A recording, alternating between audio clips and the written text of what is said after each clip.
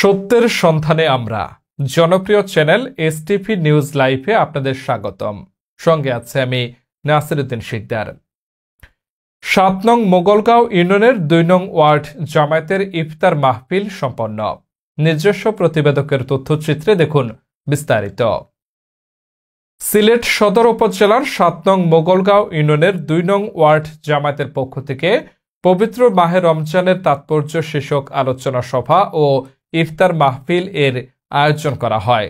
উক্ত আলোচনা সিলেট সদর উপজেলা শিবিরের সাবেক সভাপতি ফয়সল খান এর পরিচালনায় ২ নং ওয়ার্ডের জামায়াতের সভাপতি মাস্টার মানিক মিয়ার সভাপতিত্বে প্রধান অতিথি হিসেবে উপস্থিত ছিলেন বাংলাদেশ জামায়াত ইসলামী কেন্দ্রীয় সহকারী সেক্রেটারি জেনারেল অ্যাডভোকেট এহসানুল মাহবুব জুবায়ের। শুরুতে পবিত্র মহাগ্রন্থ আল কোরআন থেকে তেলাওয়াত করেন হাফিজ সাকিব খান। উক্ত অনুষ্ঠানে বিশেষ অতিথি হিসেবে উপস্থিত ছিলেন সিলেট সদর উপজেলা জামায়াতের আমির নাজির উদ্দিন, ৭ নং মোগলগাঁও ইউনিয়ন জামায়াতের আমির মাওলানা আলাউদ্দিন, ইউনিয়ন বিএনপির সভাপতি হাজী বশির উদ্দিন, সেক্রেটারি আহমেদ মাসুম, সহকারী সেক্রেটারি আলাউদ্দিন মানিক।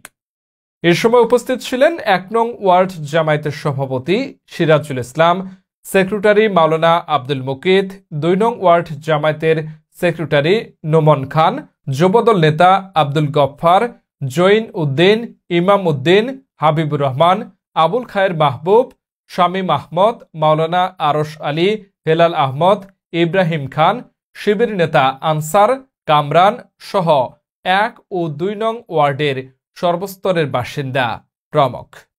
একটা হিসাব করে দেখা গেছে যে বাংলাদেশের মানুষ যদি সঠিকভাবে যাকাত আদায় করে তার পরিমাণ প্রায় ১০,০০০ কোটি টাকা প্রতি বছর। আল্লাহ, এই টাকা দিয়ে আমাদের ৫ থেকে ৭ বছরে দারিদ্র দূর হয়ে যায়।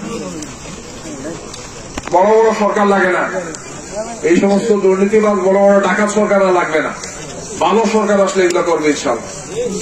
গত ১৫ বছরে দেশের সম্পদ লুট হয়েছে, দেশের মানুষকে গরিব বানানো হয়েছে, মানুষের সম্মান ইজ্জতকে ধ্বংস করা হয়েছে, খুন ডাকাতি রাহাজানি ব্যাপকভাবে করা হয়েছে, দেশের সমস্ত সম্পদ লুটপাট করে নেওয়া হয়েছে।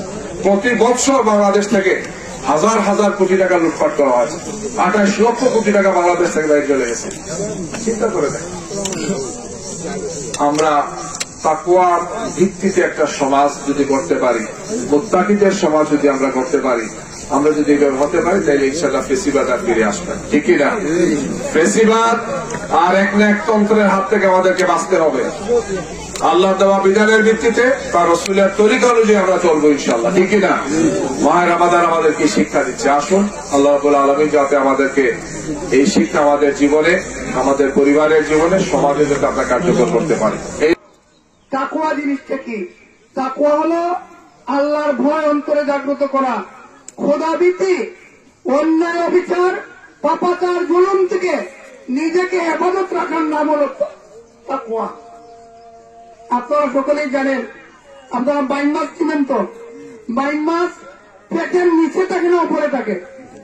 নিচে থাকে। কিন্তু যখন বাইন মাছটা আমরা পেট থেকে তুলে আনি, নিচ থেকে যখন তুলে আনি, তখন কি বাইন মাছে কোনো পেট থাকে? থাকে না। তাহলে বোঝা গেল এই বাইন মাছ থেকে আমাদের শিক্ষা নেওয়া উচিত। আমাদের ডানে পা, বামে পা, সামনে পা, পিছনে পা, মাঝখানে আমি আছি, এমন অবস্থায় যাতে আমাকে পাপ গিরে না ফেলে আমি পাপ থেকে নিজেকে মুক্ত রেখে চলতে পারি, তার নাম হচ্ছে তাকওয়া। এই জালেম মানুষগুলো কি হয়েছে? আমরা এই তাকওয়া অর্জন করতে পারবো। এই তাকওয়াবান লোকদের হাতে যদি বাংলাদেশের ক্ষমতা যায়, তাহলে তাদের মাধ্যমে কি অন্যায় অবিচার হবে? তহবিলের তসরুফ হবে? খেয়ানত হবে? আমানতের খেয়ানত হবে? হবে না। কারণ আমরা বিশ্বাস থাকি এই সমস্ত ব্যক্তিদের মধ্যে তাকওয়া আছে। যারা কোরআন পড়েন, কোরআন বুঝেন, কোরআন অনুযায়ী আমল করার চেষ্টা করেন, তাদের ভিতরে কি আছে? তাকওয়া আছে। আর যার মধ্যে তাকওয়া থাকে, সে অন্যের কোনো হক নষ্ট করতে পারে না। সুতরাং এই দেশের সম্পদ রক্ষার জন্য, এ দেশ এবং জাতিকে রক্ষার জন্য, পার্শ্ববর্তী দেশ, এই দেশ থেকে, দেশের কোরআন আগ্রাসন থেকে জাতিকে বাঁচানোর জন্য আমরা কাজ করে যাচ্ছি। বাংলাদেশ জামাত ইসলামী আপনাদের বিবেকের সামনে তুলে ধরলাম। যদি আপনারা মনে করেন আগামীতে বাংলাদেশ জামাত ইসলামীকে সহযোগিতা করার প্রয়োজন, তাহলে আপনাদের বিবেকটা খাটিয়ে আগামীতে বাংলাদেশ যাতে একটি ইসলামের বাংলাদেশ হয়, বাংলাদেশ যাতে একটি কোরআনের বাংলাদেশ হয়, সেই চেষ্টা আপনারা করবেন। আপনারা কি প্রস্তুত আছেন?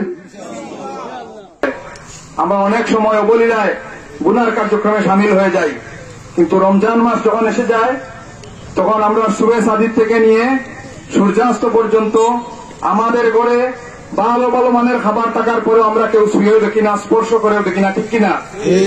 ইচ্ছা করলে তো আমরা লুকিয়ে, কেউ দেখবে না, ঘর থেকে ফ্রিজ থেকে আমি ঠান্ডা পানি পান করতে পারতাম।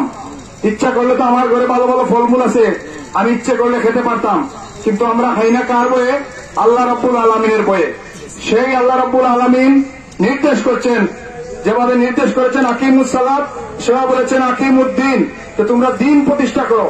বাংলাদেশ জামাত ইসলামী চায় এই সমাজ এবং রাষ্ট্রে আল্লাহর দিন প্রতিষ্ঠার মাধ্যমে আল্লাহ রাব্বুল আলামিনের সন্তুষ্টি অর্জন করতে আমরা আপনাদেরকে আহ্বান জানাতে চাই। সম্মানিত উপস্থিতি, আসুন আমরা ঐক্যবদ্ধভাবে আগামীতে যে নির্বাচন আসছে সেই নির্বাচনে সৎ এবং যোগ্যতা সম্পন্ন মানুষদেরকে নির্বাচিত করি।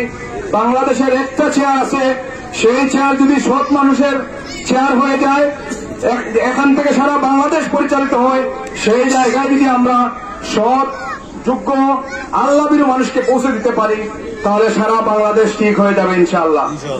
সম্মানিত উপস্থিতি, আজকে আপনারা দেখতে পাচ্ছেন আমাদের এলাকায় সহ সারা বাংলাদেশে ডাকাতি বেড়ে গেছে, খুন খারাপি বেড়ে গেছে, ধর্ষণ বেড়ে গেছে। যারা এগুলো করছে তাদের মনে যদি আল্লাহর ভয় থাকতো তাহলে কি এগুলো এরা করতে পারতো? অবশ্যই না। তাদেরকে যদি আমরা ভালোভাবে বুঝাতে পারি, যদি আল্লাহ এই দেশ পরিচালিত হয়, যদি একজনকেই বলা হয় তুমি যদি চুরি করো, চুরির অপরাধে তোমার হাতটা কাটা হয়ে যাবে, তাহলে কি দ্বিতীয় কেউ আর চুরি করতে যাবে? ঠিক একইভাবে যদি একজন খুনিকেও যদি খুনের পরে খুনের বদলা হিসাবে বিচারের মাধ্যমে তাকেও যদি খুন করা হয়, তাহলে কি আর খুন হবে? একজনকে দেখে ১০০ জনের শিক্ষা হয়ে যাবে।